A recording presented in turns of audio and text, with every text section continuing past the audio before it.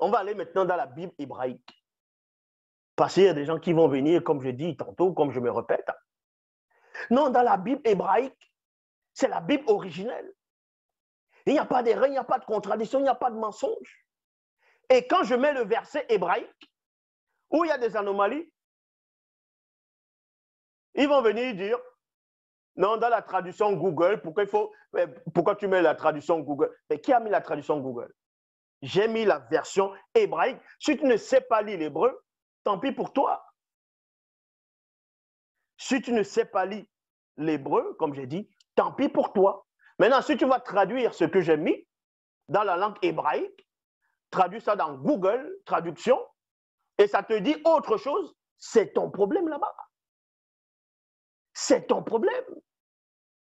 Maintenant, on va lire dans la langue, c'est-à-dire dans la Bible hébraïque.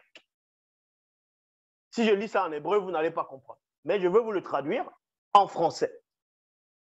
Toujours dans Jean chapitre 19 au verset 31. Vous allez voir ce qui est dit ici. Il est dit, et pour que les gentils,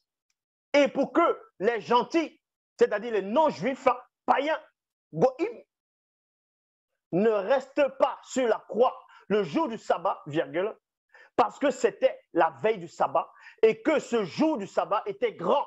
Les Juifs demandaient à Pilate de leur briser les jambes et de les faire descendre.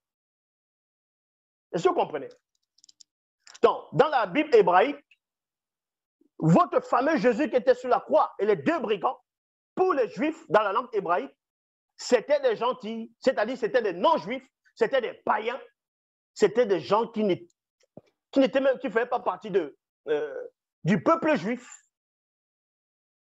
La Bible hébraïque rejette votre Jésus. C'est un usurpateur. Est-ce que vous comprenez? C'est un usurpateur. Va apprendre l'hébreu et vient parler.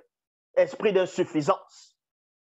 La langue hébraïque, dans la Bible hébraïque, je le répète, dans Jean 19, verset 31, je traduis, il est dit ici, pour que les gentils c'est qui? Ce sont les païens, c'est les juifs, c'est les non-juifs. C'est les non-juifs. C'est là que vous allez comprendre pourquoi. Ce sont même ces Grecs-là qui sont venus inventer ce Jésus-là. Qui sont venus inventer ce Jésus.